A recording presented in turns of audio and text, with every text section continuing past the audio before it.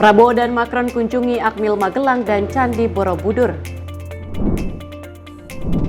8.200 kendaraan wisatawan padati jalur Puncak Bogor. Polisi pastikan pegawai BI tewas akibat bunuh diri.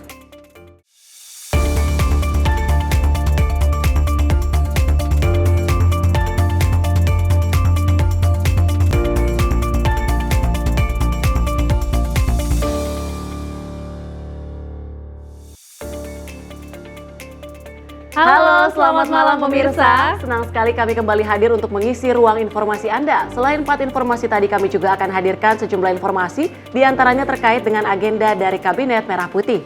Selain itu juga pemirsa, kami telah menyiapkan sejumlah informasi menarik seputar peristiwa dan juga olahraga bersama saya Luisa Ayu. Dan saya Tiara Dianti, inilah Menyapa Malam untuk Anda.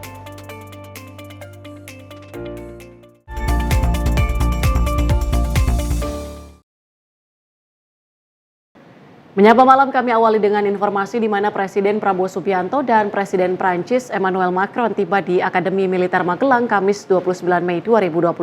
Pada upacara penyambutan ini, Presiden Emmanuel Macron ini menyematkan tanda jasa kehormatan dari Prancis kepada Presiden Prabowo Subianto. Presiden Prancis Emmanuel Macron berkunjung ke Akademi Militer Magelang. Presiden Prabowo duduk sebagai sopir, sedangkan Macron duduk di kursi penumpang sebelah Prabowo untuk berkeliling Akmil. Awalnya Prabowo dan Macron terpantau tiba di Akmil dengan menumpangi helikopter. Saat turun dari helikopter, kedua presiden disambut oleh sejumlah taruna yang memberikan sikap hormat.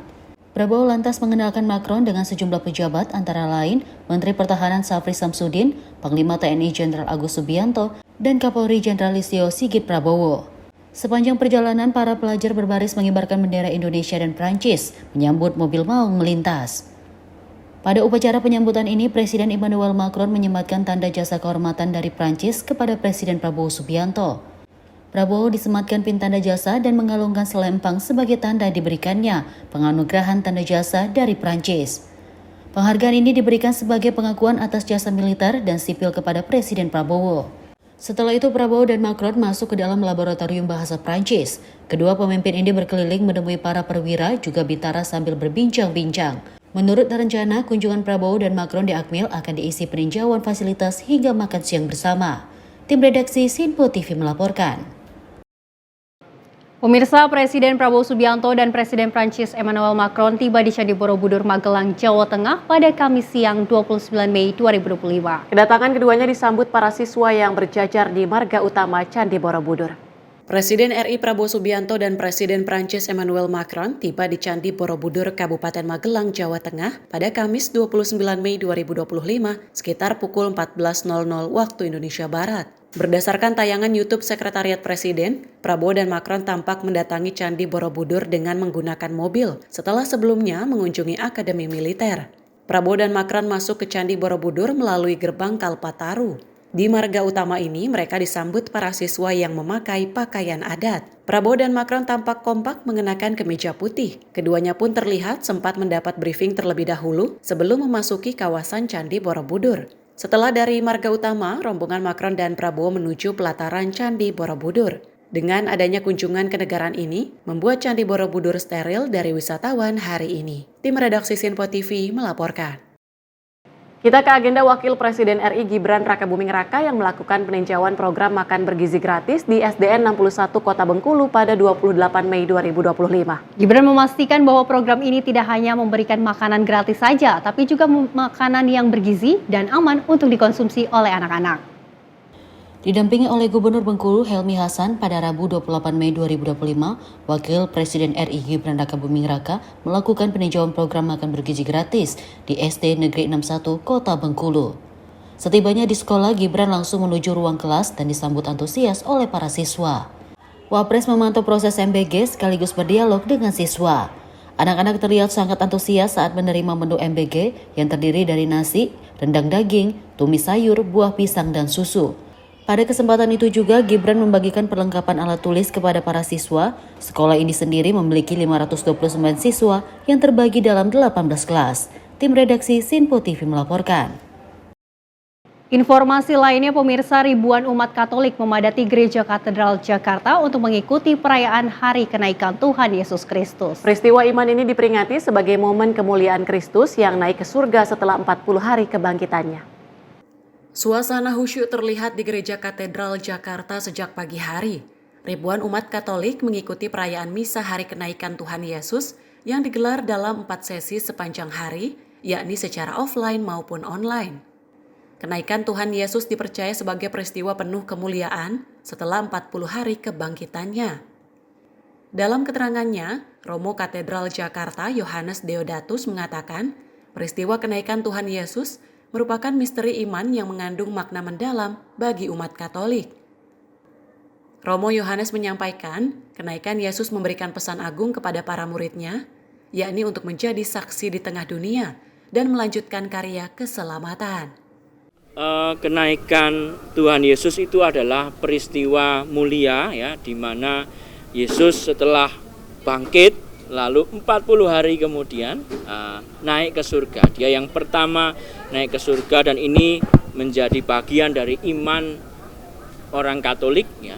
Ini kita percaya bahwa dengan Tuhan Yesus naik ke surga, lalu dia memberikan ya rahmatnya, memberikan kekuatannya bagi seluruh gereja, bagi seluruh umat ya. Itu yang dikatakan dalam Injil ya, bahwa sebelum Yesus naik ke surga memberikan pesan.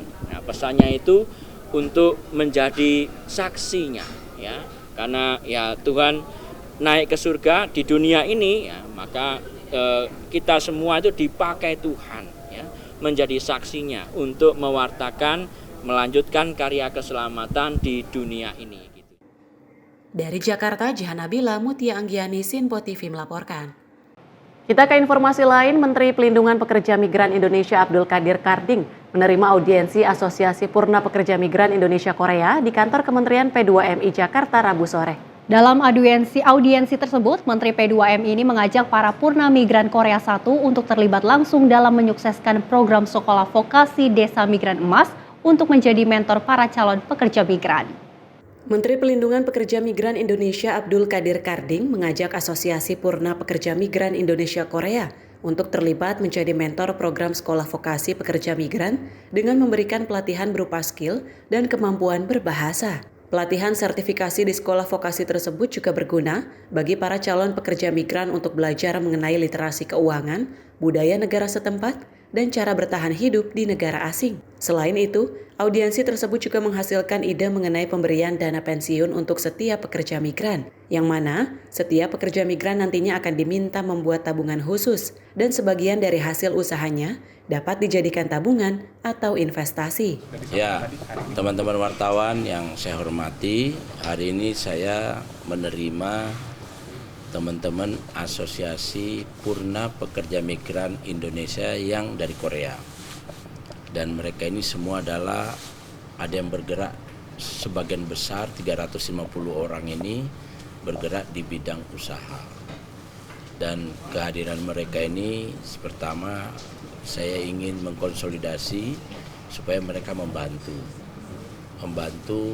baik dalam ide-ide pengembangan Kementerian P2MI ke depan terkait dengan pekerja migran khususnya Korea. Yang kedua juga mereka bisa jadi mentor untuk purna-purna yang pulang dan yang akan berangkat. Yang akan berangkat itu misalnya dia bisa menjadi mentor untuk bahasa, kemudian untuk mengerti literasi keuangan. Lalu yang ketiga mengerti budaya setempat, ya, budaya dan cara hidup setempat. Dari perkembangan yang ada, banyak informasi yang kami peroleh. Salah satunya adalah soal ide dana pensiun untuk setiap pekerja migran. Jadi setiap pekerja migran akan kita minta buat tabungan khusus yang nanti sebagian hasil usahanya ini, hasil gajinya itu ditabung atau diinvestasikan. Dari Jakarta, Sri Dewi Andayani, Azizul Hakim, Sinpo TV melaporkan. Sementara itu pemirsa, Menteri UMKM Maman Abdurrahman meluncurkan holding UMKM pertama di klaster kelautan dan perikanan yang melakukan ekspor produksi hasil perikanan ke Cina. Ia mengatakan holding UMKM merupakan instrumen yang akan dibangun untuk memperkuat sektor UMKM di Indonesia dan pihaknya menargetkan ada 10 sektor yang akan dikembangkan. Menteri Usaha Mikro Kecil dan Menengah UMKM Maman Abdurrahman mengatakan program UMKM Holding akan mempermudah akses pembiayaan bagi pelaku usaha kecil dan menengah. Selama ini pelaku usaha kecil sering kesulitan menjangkau pembiayaan dari perbankan. Ia menilai kesulitan itu berasal dari ketidakpastian usaha dan pasar yang dituju UMKM. Program UMKM Holding merupakan inisiatif pemerintah membangun rantai pasok antara pelaku usaha mikro dan menengah dengan perusahaan besar. Tujuannya mengatasi hambatan klasik yang dihadapi UMKM seperti terputusnya koneksi dengan pasar dan terbatasnya akses pembiayaan. Lewat skema ini, pemerintah ingin menciptakan konektivitas antara UMKM dan perusahaan besar yang berperan sebagai off-taker atau pembeli tetap. Dengan jaminan pasar, perbankan dinilai akan lebih percaya dalam menyalurkan pembiayaan. Sekarang dengan hadirnya pihak-pihak swasta, tentunya kita mau mulai mengoptimalkan kolaborasi yang konstruktif dan positif, yang tidak hanya sekedar seremonial. Ini adalah kick-off pertama program UMKM Holding. Saya tidak mau selesai di hanya sekedar aspek formal kayak begini-begini saja. Karena kalau kita hanya sekedar seremonial, habis ini nggak ada tindak lanjutnya, nggak ada gunanya. Karena target sasaran kita bukan diliput media, tapi target sasaran kita agar ada keberpihakan dan perubahan skala ekonomi di penggiat-penggiat usaha mikro di seluruh Indonesia, khususnya di sektor perikanan dan kelautan ini. Maman meyakini UMKM Holding akan membawa banyak manfaat. Pertama, mendorong produksi berkelanjutan karena permintaan sudah pasti. Kedua, menciptakan efisiensi biaya produksi. Tanpa koneksi yang kuat, UMKM cenderung berjalan sendiri dan menghadapi biaya tinggi. Dalam ekosistem terintegrasi, biaya bisa ditekan dan daya saing meningkat. Tim redaksi Sinpo TV melaporkan. Pemirsa, lebih dari 204.000 visa jamaah haji reguler telah diproses untuk operasional haji 1446 Hijriah, melebihi kuota karena adanya penggantian jamaah yang batal berangkat. Kementerian Agama berharap tidak ada lagi pembatalan agar serapan kuota haji tahun ini dapat maksimal. Direktur Layanan Haji Dalam Negeri Muhammad Jain menyampaikan bahwa lebih dari 204.000 visa jemaah haji reguler telah diproses untuk operasional haji 1446 Hijriah atau 2025 Masehi.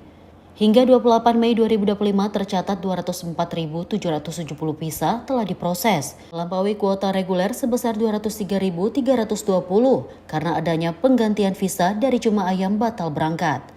Hal ini dilakukan agar serapan kuota haji tetap optimal mengingat panjangnya masa tunggu calon jemaah. Ia mengucapkan terima kasih kepada seluruh pihak yang telah berkontribusi, mulai dari Kementerian Agama, Dirjen PHU, hingga jajaran Kemenak di daerah. Saat ini sebanyak 203.279 visa telah terbit dan 41 lainnya masih dalam proses, sehingga total sesuai kuota reguler. Sementara itu sebanyak 1.450 visa terbit dibatalkan karena jemaah tidak jadi berangkat karena berbagai alasan. Kepada Menteri Agama, pemerintah, Profesor Kiai Nasruddin Umar, BP Haji, semua teman, kemudian juga Pak Dirjen PHU, Profesor Himan Latif, yang setiap hari, day to day, sampai subuh kita rapat untuk semua mendelivery urusan-urusan yang terkait dengan haji.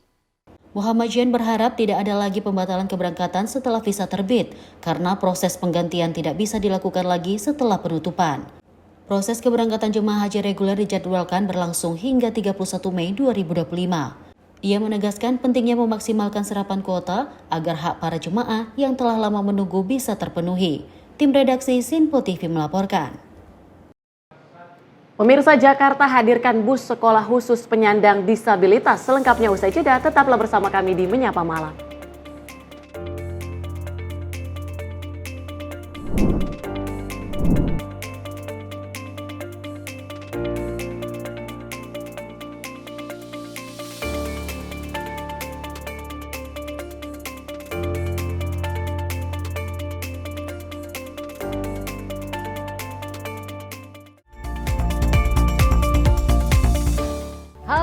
Selamat malam pemirsa, senang sekali rasanya kami mengisi ruang informasi Anda. Akhiri aktivitas Anda dengan rangkuman perkembangan peristiwa yang terjadi sepanjang hari. 10 sebelumnya kita saksikan ada sekitar 3.000 tamu undangan, sementara di Ibu Kota Nusantara ini ada sekitar 2.000 tamu undangan. Rangkaian informasi nasional dan mancanegara dirangkum sebagai penutup hari dalam Menyapa Malam. Setiap Senin hingga Jumat pukul 8 malam, hanya di Sinpo TV.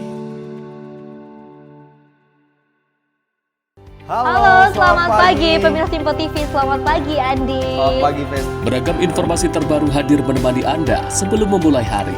Itu memang dari Menteri Perhubungan juga mendukung, Betul. dari Menteri Keuangan juga mendukung, dan kita sebagai masyarakat pun juga Harus mendukung. Mengangkat isu yang tengah menjadi pembicaraan paling hangat.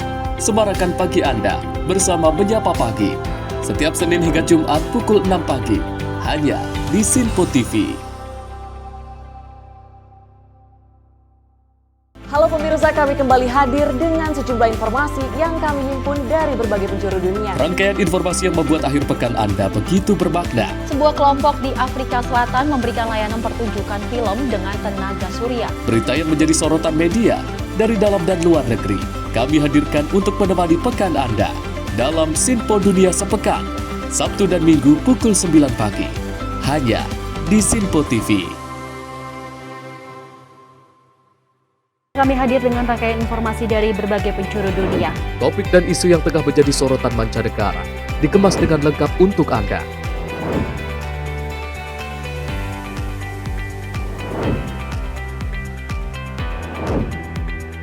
Peristiwa penting yang terjadi dari berbagai belahan dunia ini hadir dalam Sinpo Dunia setiap Senin hingga Jumat pukul 7:30 malam, hanya di Sinpo TV.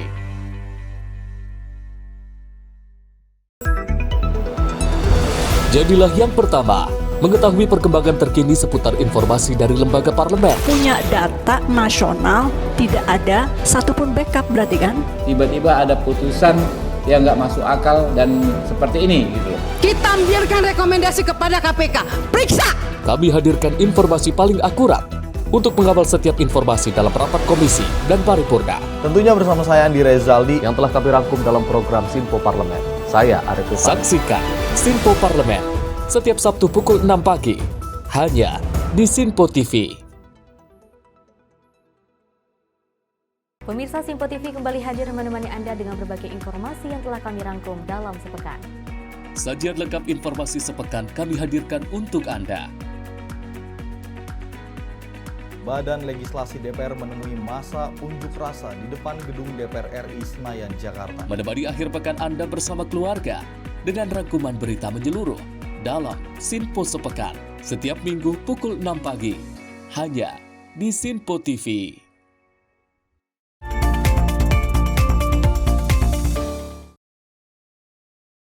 Terima kasih pemirsa, Anda masih menyaksikan Menyapa Malam. Informasi kami lanjutkan. Kepala Staf Angkatan Darat, Jenderal TNI Maruli Simanjuntak meresmikan sumur bor di Gunung Kidul, Daerah Istimewa Yogyakarta. Program ini merupakan bentuk kepedulian TNI AD terhadap krisis air yang sering melanda wilayah tersebut saat musim kemarau.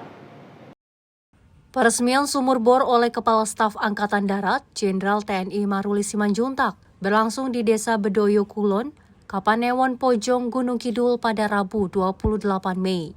Sumur bor yang dibangun memiliki kedalaman hingga 100 meter dengan dilengkapi pompa, tandon air, serta jaringan distribusi ke dusun-dusun sekitar. Total telah terdapat 12 titik sumur yang dibangun di wilayah Gunung Kidul dan Bantul. Merupakan hasil kolaborasi antara TNI AD dan Bank Indonesia. Kasat Maruli menegaskan komitmen TNI Angkatan Darat untuk selalu hadir di tengah masyarakat, terutama dalam membantu mengatasi berbagai permasalahan dasar seperti krisis air bersih.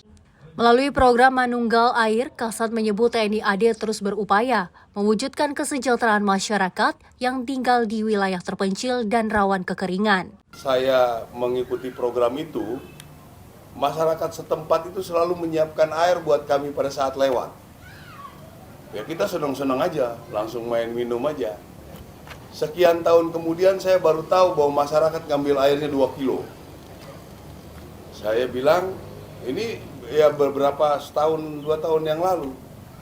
Saya bilang, kita coba bikin program. Program kita adalah saatnya kami yang memberi air. Ini yang sekarang kita terus akan kerjakan. Mudah-mudahan semaksimal mungkin yang akan kami bisa. Kami berharap apa yang pernah masyarakat lakukan kepada TNI dari sejak sejarahnya dulu Panglima Sudirman, yang saya dapat informasi juga sampai dengan saat ini di program itu masyarakat masih kasih air katanya. Jadi inilah ucapan terima kasih kami. Mudah-mudahan apa yang sudah dilakukan, walaupun mungkin bapak ibu kakek yang sudah melakukannya, mudah-mudahan inilah balasnya untuk anak cucu kita ke depan supaya bisa lebih baik. Usai melakukan peresmian, Kasat Maruli meninjau langsung lokasi sumur dan berdialog dengan warga. Dalam kesempatan itu juga Kasat turut memberikan bantuan sosial yang disambut hangat oleh masyarakat. Dari Bantul, Yogyakarta, Simpo TV melaporkan. SeaWorld Ancol menjadi salah satu destinasi favorit pengunjung untuk menghabiskan waktu liburan bersama keluarga pada libur panjang kenaikan Yesus Kristus. Dan hal itu terlihat dari meningkatnya jumlah pengunjung di SeaWorld hingga mencapai 2 kali lipat dari hari biasanya.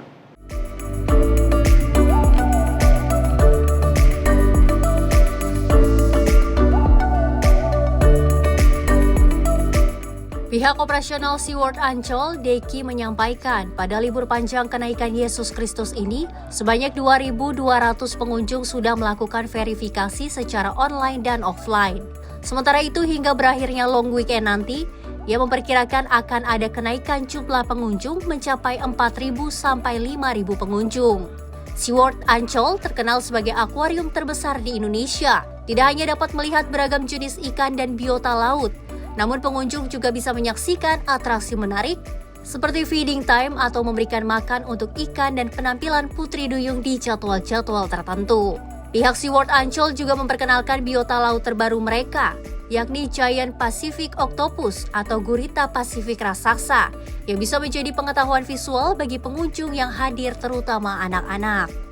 Untuk rata-rata SeaWorld dalam satu harinya mungkin untuk di weekday sih sebenarnya itu 1.000 sampai 2.000. Tapi untuk weekend atau pengunjung tanggal merah bisa di angka 4.000 sampai 5.000. Meningkat dari hari-hari biasa. Betul banget. Pertunjukan momen hari kenaikan Yesus Kristus betul ya, karena libur panjangnya dengan tanggal merah tersebut artinya kita ada pembentangan spanduk untuk mengucapkan atau memperingati hari kenaikan Yesus Kristus. Pun juga kebetulan di tanggal 23 kemarin, 23 Mei itu ada Hari Kura dan Penyu Sedunia. Nah, kami memiliki kegiatan di mana anak-anak atau adik-adik kecil bisa mewarnai tote bag-nya yang bertemakan tentang kura-kura dan penyu. Para pengunjung SeaWorld pun dihimbau untuk menjaga buah hatinya agar tidak hilang dikarenakan terjadi peningkatan pengunjung pada libur panjang kali ini. Dari Jakarta, Sri Dewi Andayani, Rona Ahmad, Simpo TV melaporkan.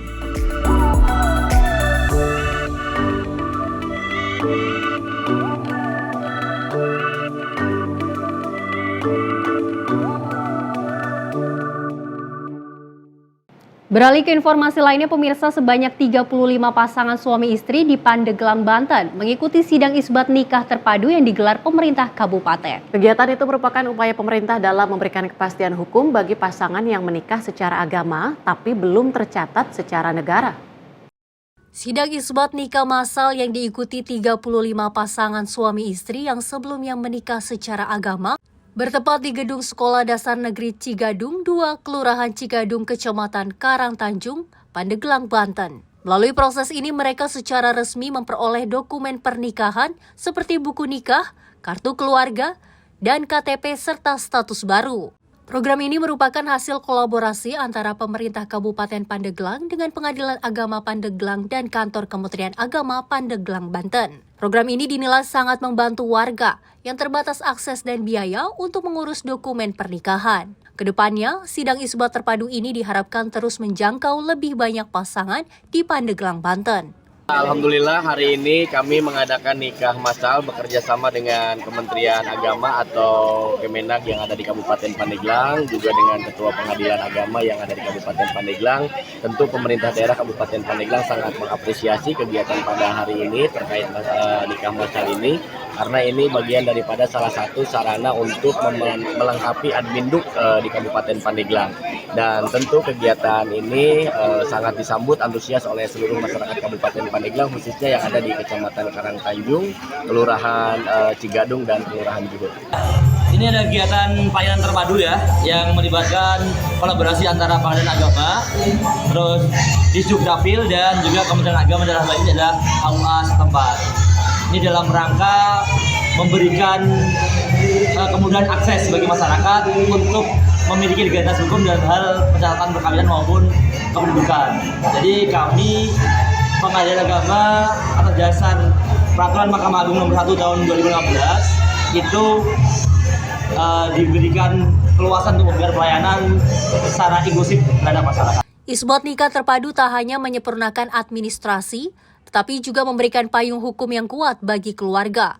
Langkah ini menjadi bagian penting menuju tertib administrasi kependudukan dan kesetaraan hak warga negara. Dari Pandeglang, Banten, Firman Arif, Sinpo TV melaporkan. 8.200 kendaraan wisatawan memadati kawasan Puncak Bogor di hari pertama libur panjang kenaikan Yesus Kristus pada Kamis pagi. Guna mengurai antrian kendaraan dari Jakarta menuju Puncak, rekayasa ganjil genap ini diterapkan dan mengakibatkan ratusan kendaraan terpaksa diputar-balikan oleh petugas akibat tidak sesuai dengan nomor polisi yang diberlakukan, yakni ganjil. Di hari libur panjang kenaikan Yesus Kristus, kawasan Puncak Bogor mulai mengalami peningkatan volume kendaraan dari arah Jakarta menuju kawasan Puncak. Sedikitnya 8.200 kendaraan wisatawan memadati kawasan Puncak, hingga mengakibatkan antrian kendaraan sepanjang 2 km. Penerapan rekayasa lalu lintas seperti ganjil genap pun diterapkan petugas untuk mengurai antrian kendaraan wisatawan menuju kawasan Puncak. Akibatnya, ratusan kendaraan harus diputar-balikan oleh petugas akibat tidak sesuai dengan nomor polisi yang diberlakukan, yakni ganjil. Dalam 1 jam, sebanyak 900 kendaraan memasuki kawasan Puncak Bogor dari gerbang tol Ciawi menuju kawasan Puncak.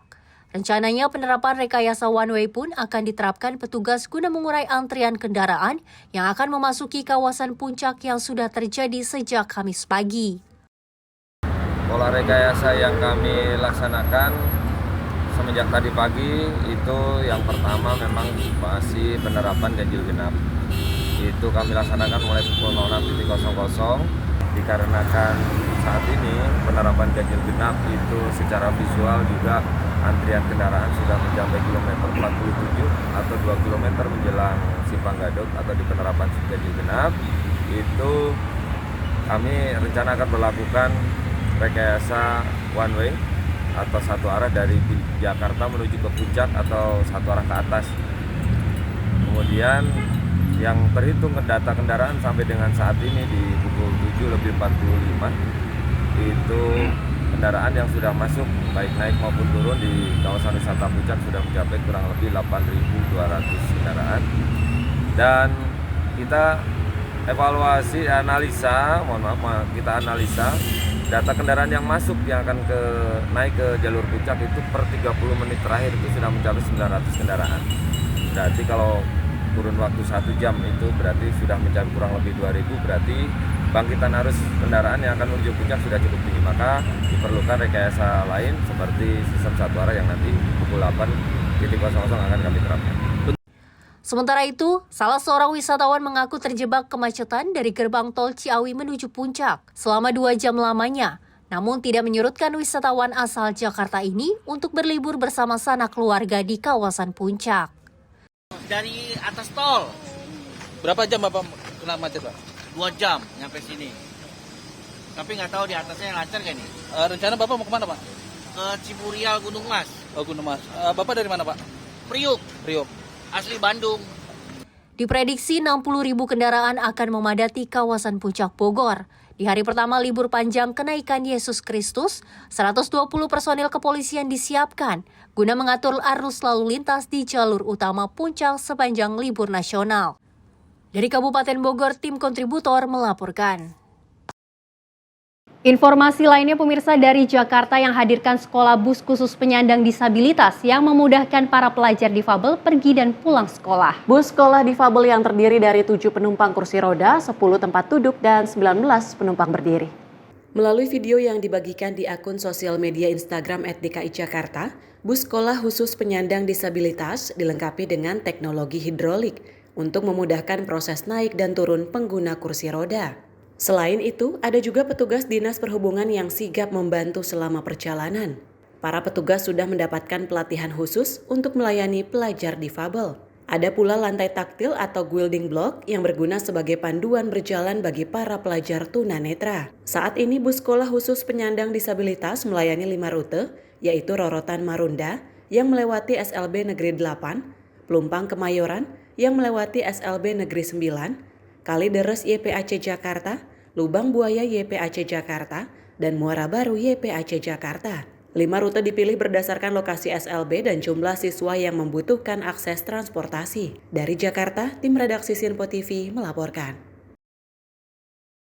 Kita ke informasi lain, Komisi C DPRD DKI Jakarta menggelar rapat bersama Dinas Kesehatan DKI Jakarta dan para Direktur Utama Rumah Sakit Umum Daerah di Jakarta di Gedung DPRD Jakarta. Rapat tersebut sebagai bentuk evaluasi pelayanan rumah sakit umum daerah kepada para pasien.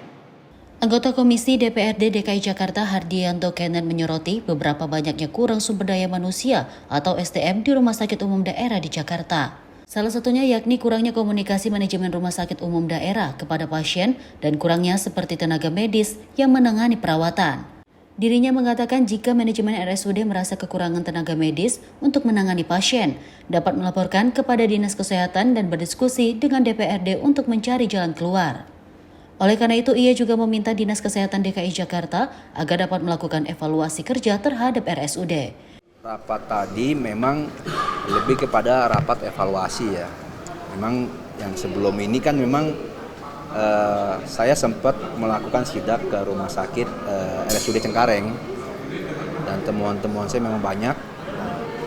Saat hari ini ya kita panggil Kepala Dinas Kesehatan beserta jajaran Direktur Utama Rumah Sakit Umum Daerah yang ada di Jakarta terkait permasalahan-permasalahan umum lah yang sering terjadi. Contoh ya, kemarin saya menemukan bahwasannya sumber daya manusianya kurang. Jadi kalau memang kurang orang,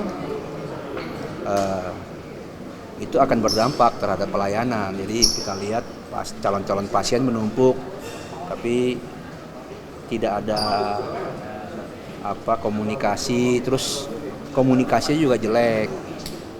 Jadi tadi saya tekankan dengan masyarakat ini cobalah untuk jujur, ngomong apa adanya. Terus masyarakat juga harus diedukasi dengan baik. Kayak contoh kan masyarakat ditaruh di ruang transit untuk menunggu kamar atau untuk menunggu ruang IGD. Yang kita lihat ada yang di lorong itu kan ada kursi roda. Dari pihak rumah sakit tidak menjelaskan ini ruang apa. Makanya kadang-kadang suka ada komplain, masyarakat merasa ditelantarkan. Nah inilah benang-benang merah yang harus diluruskan, yang harus dipahami oleh manajemen rumah sakit. Dari Jakarta, Fahrijal Davariskiano, Sinpo TV melaporkan. Pemirsa, informasi lainnya seputar Satpol PP yang ditertibkan atau menertibkan bangunan liar dan warung remang-remang. Informasi selengkapnya usai jeda, tetap di Menyapa Malam.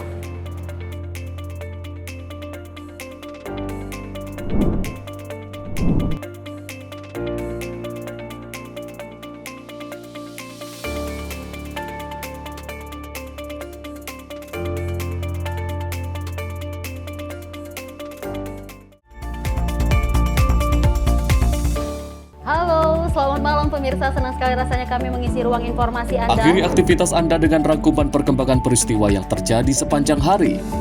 Sebelumnya kita saksikan ada sekitar 3.000 tamu undangan, sementara di Ibu Kota Nusantara ini ada sekitar 2.000 tamu undangan. Rangkaian informasi nasional dan mancanegara dirangkum sebagai penutup hari dalam Menyapa Malam. Setiap Senin hingga Jumat pukul 8 malam, hanya di Sinpo TV. Halo, selamat pagi pemirsa Sinpo TV, selamat pagi Andi. Selamat pagi, Fen. Beragam informasi terbaru hadir menemani Anda sebelum memulai hari. Itu memang dari Menteri Perhubungan juga mendukung, Betul. dari Menteri Keuangan juga mendukung, dan kita sebagai masyarakat pun juga harus mendukung. Mengangkat isu yang tengah menjadi pembicaraan paling hangat, Semarakan pagi Anda bersama Menyapa Pagi. Setiap Senin hingga Jumat pukul 6 pagi. Hanya di Sinpo TV. Halo pemirsa, kami kembali hadir dengan sejumlah informasi yang kami himpun dari berbagai penjuru dunia. Rangkaian informasi yang membuat akhir pekan Anda begitu bermakna. Sebuah kelompok di Afrika Selatan memberikan layanan pertunjukan film dengan tenaga surya. Berita yang menjadi sorotan media dari dalam dan luar negeri, kami hadirkan untuk menemani pekan Anda dalam Sinpo Dunia Sepekan, Sabtu dan Minggu pukul 9 pagi. Hanya di Sinpo TV. Kami hadir dengan rangkaian informasi dari berbagai penjuru dunia. Topik dan isu yang tengah menjadi sorotan mancanegara dikemas dengan lengkap untuk Anda.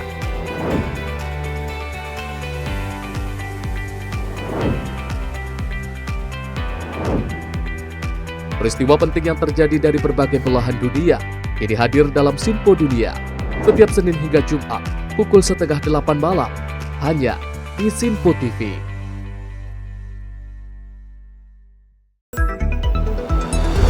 Jadilah yang pertama mengetahui perkembangan terkini seputar informasi dari lembaga parlemen. Punya data nasional, tidak ada satupun backup berarti kan?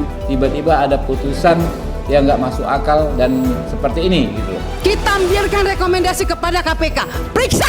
Kami hadirkan informasi paling akurat untuk mengawal setiap informasi dalam rapat komisi dan paripurna. Tentunya bersama saya Andi Rezaldi yang telah kami rangkum dalam program Sinpo Parlemen. Saya Arif Rifan. Saksikan Sinpo Parlemen setiap Sabtu pukul 6 pagi hanya di Sinpo TV. Pemirsa, Sinpo TV kembali hadir menemani Anda dengan berbagai informasi yang telah kami rangkum dalam sepekan. Sajian lengkap informasi sepekan kami hadirkan untuk Anda. Badan Legislasi DPR menemui masa unjuk rasa di depan gedung DPR RI Senayan, Jakarta. Menemani akhir pekan Anda bersama keluarga dengan rangkuman berita menyeluruh dalam Sinpo Sepekan setiap Minggu pukul 6 pagi hanya di Sinpo TV.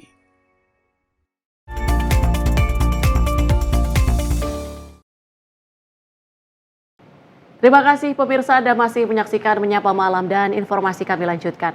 Pemirsa, polisi telah memeriksa 5 orang saksi serta rekaman kamera CCTV terkait tewasnya seorang asisten manajer di Kompleks Perkantoran Bank Indonesia Gambir, Jakarta Pusat. Dari hasil penyelidikan sementara, polisi memastikan jika korban tewas akibat bunuh diri dengan cara melompat dari rooftop barat gedung tipikal Bank Indonesia. Seorang pegawai Bank Indonesia ditemukan tewas mengenaskan di pelataran Kompleks Perkantoran BI di kawasan Gambir, Jakarta Pusat pada Senin pagi kemarin. Korban diketahui berinisial Rang berusia 23 tahun yang menjabat sebagai asisten manajer sejak Januari 2025. Guna mengungkap penyebab kematian korban, petugas gabungan dari Satreskrim Polres Metro Jakarta Pusat dan Polsek Gambir telah melakukan olah TKP dan melakukan visum luar terhadap jasad korban. Polisi juga telah memeriksa rekaman kamera CCTV serta meminta keterangan dari 5 orang saksi yang ada di lokasi kejadian. Berdasarkan analisa CCTV dan keterangan para saksi, diperoleh fakta bahwa korban tiba di gedung BI sekitar pukul 5:48 waktu Indonesia bagian Barat dan langsung menaiki lift gedung tipikal menuju lantai 15. Dan pada pukul 6:07 waktu Indonesia bagian Barat, korban melompat dari rooftop barat gedung tipikal Bank Indonesia. Dari hasil penyelidikan sementara, polisi memastikan jika korban tewas akibat bunuh diri dengan cara melompat dari rooftop barat gedung tipikal Bank Indonesia. Korban tewas dengan luka parah pada bagian kepala, patah tulang leher, patah tulang belikat kanan, selangkangan kiri, anggota gerak atas kanan, serta kedua anggota gerak bawah.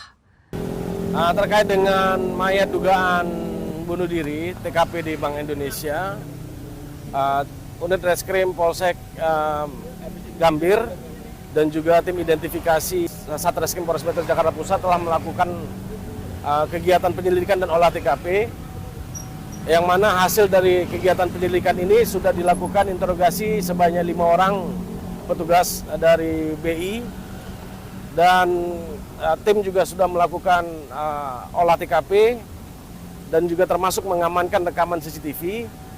Patut diduga korban bunuh diri.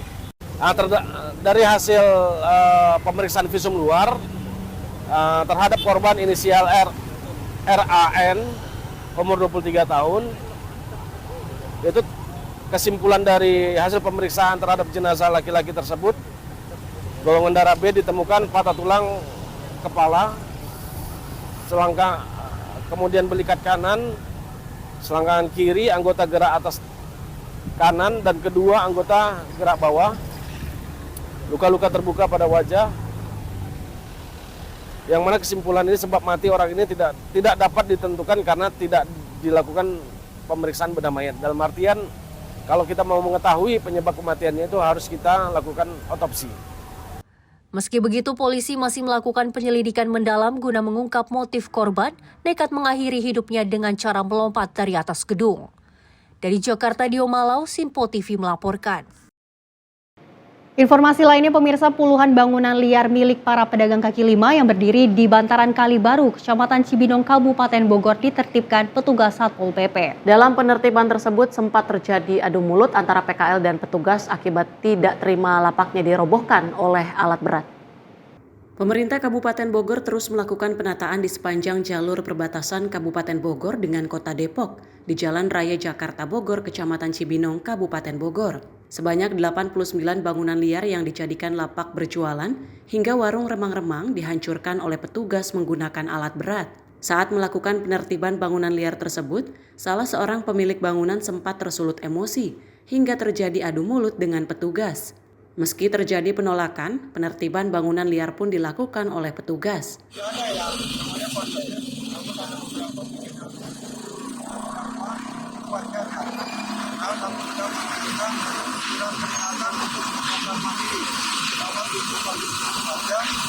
Kami sudah melakukan siar secara lisan kepada masyarakat untuk lokal mandiri.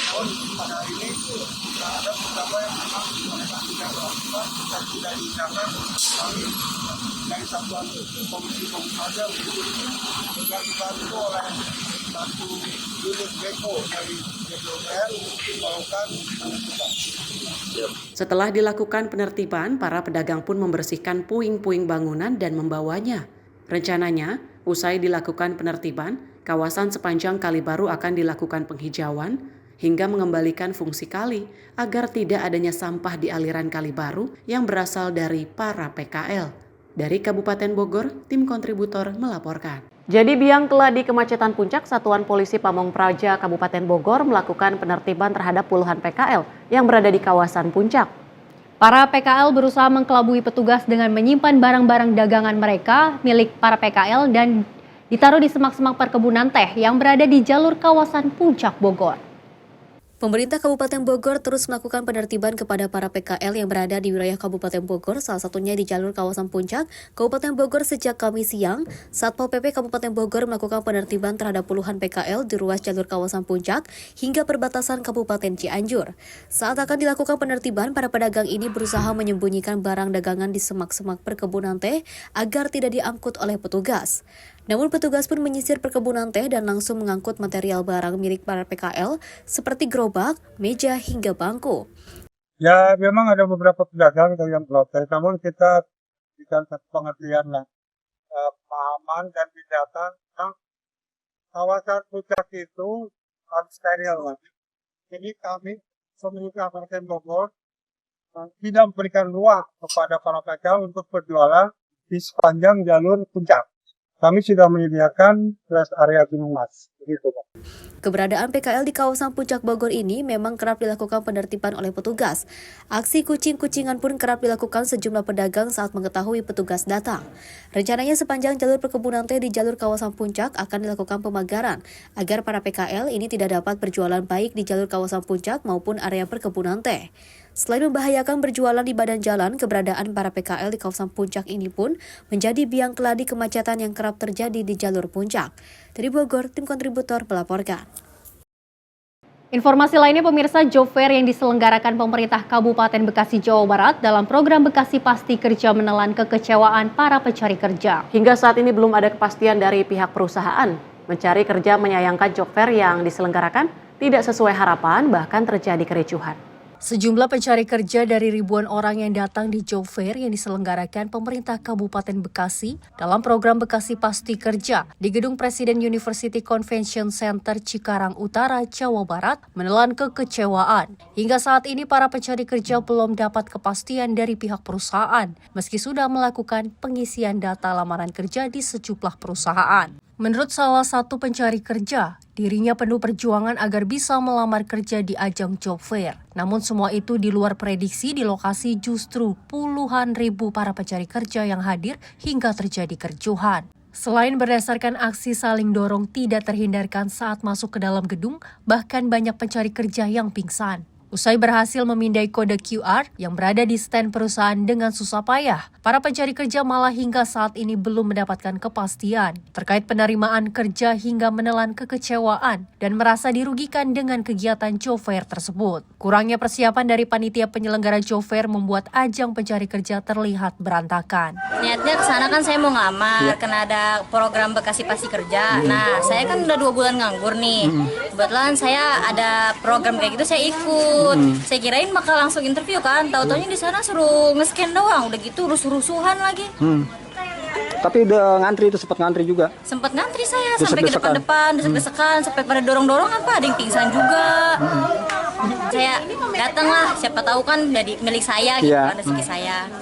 Nah ternyata pas nyampe dalam gimana tadi? Pas nyampe dalam malah awal-awalnya sih tenang-tenang aja Pak, kayak ngantri-ngantri biasa gitu kan. Tapi dari awal aja penjaganya udah nggak ada gitu, masuk tanpa diatur gitu Pak.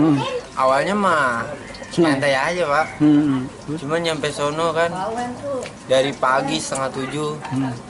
Pas sudah nyampe sono perundingan rame banget Pak. Nah macet kan antrian. Udah nyampe gedung ternyata disuruhnya cuma scan doang Pak. Tapi scan itu bisa diakses nggak? Kagak, ada yang bisa Kak. Nah pas dia itu abang scan dari PT-PT mana aja tuh Bang? Ada PT Matel, ada Epson, sama Kayaba, Hitachi banyak Pak. Bang, kan itu udah scan barcode ya. Nah, bagaimana sih untuk saat ini? Apakah bisa ada panggilan atau gimana sih? Belum ada. Nah, di situ juga saya ngerasa kecewanya. Udah nyampe sono, disuruhnya cuma scan doang. Scan doang. Menurut PLT Kepala Dinas Tenaga Kerja Kabupaten Bekasi Nur Hidayah, proses penerimaan melalui digital nantinya data yang masuk ke perusahaan akan diverifikasi dan seleksi sesuai dengan kebutuhan perusahaan. Terkait kericuhan di Job Fair di luar prediksi banyaknya pelamar kerja hingga tidak terkendali. Dasarnya gini, ini offline itu pertemuannya, tapi pelamarannya tetap memakai sistem digitalisasi. Karena perusahaan sekarang hampir tidak ada yang menerima lagi ya lamaran yang fisik yang lamaran itu. Sebelumnya pada Selasa pagi, puluhan ribu pencari kerja memadati Job Fair yang diselenggarakan pemerintah Kabupaten Bekasi. Aksi saling dorong tidak terhindarkan hingga terjadi kericuhan. Dari Bekasi, Muhammad Ridwan, Sinpo TV melaporkan. Pemirsa, pembakaran sampah ilegal di belakang apartemen di kawasan Cengkareng menyebabkan kepulan asap tebal yang mengganggu kenyamanan dan kesehatan penghuni apartemen Centraland di Cengkareng, Jakarta Barat. Pembakaran sampah di lokasi tersebut hampir berlangsung setiap hari meskipun telah dilakukan penindakan dari suku dinas lingkungan hidup di DKI Jakarta. Sebuah video amatir yang disebar oleh salah satu penghuni apartemen melalui media sosial terkait aktivitas pembakaran sampah liar di tempat penampungan sampah sementara, tepat di belakang apartemen Centraland, Cengkareng, Jakarta Barat viral di media sosial. Warga penghuni apartemen mengaku keberatan akibat dengan timbulnya asap tebal dan bau yang menyengat pada aktivitas pembakaran sampah liar tersebut, yang tentunya mengganggu kesehatan. Pembakaran sampah secara liar itu diketahui telah berlangsung lama dan semakin meresahkan penghuni apartemen Centraland, Cengkareng karena kerap terjadi bahkan setiap hari. Menurut salah satu penghuni apartemen Centraland, Cengkareng tersebut, Renal, menjelaskan bahwa pembakaran liar ini kerap dirasakannya hampir setiap hari ketika pulang bekerja. Terlebih Renal yang juga tinggal di apartemen turut merasakan hidung mampet dan juga kepulan asap yang hingga masuk ke unitnya yang berada di lantai 16. Di sisi lain, pihak pemerintah pun telah melakukan penindakan tegas, namun setelahnya, oknum pembakaran sampah liar itu kembali melakukan aktivitasnya. Ya, dia bakarnya hampir setiap hari sih yang saya tahu ya. Bahkan sampai saya kan kalau pulang kan sekitar jam 10, jam 11 itu masih bakar. Gitu. Dan itu berlangsung tiap hari, Pak? Iya, tiap hari. Oke. Dan apa sih efek yang Abang alami ketika pembakaran ini terjadi, Bang? Abang merasa terganggu banget ya? Terganggu ya, karena sangat bau kan. Maksudnya bau dari asap pembakarannya tuh nyengat ke hidung ya. Gitu. Sampai sekarang aja hidung saya agak mampet gitu, udah beberapa lama gitu.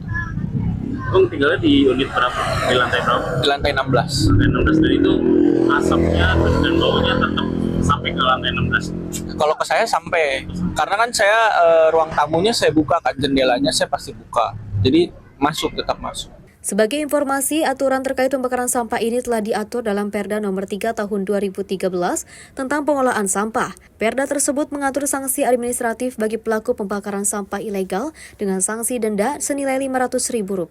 Dari Jakarta, tim kontributor Simpo TV melaporkan. Dan pemirsa, informasi tadi sekaligus menutup perjumpaan kita pada Menyapa Malam Sport kali ini. Saksikan terus Simpo TV untuk mengupdate informasi terkini dan teraktual lainnya. Saya Luis Ayu, mewakili kerabat kerja bertugas, pamit. Terima kasih dan sampai jumpa.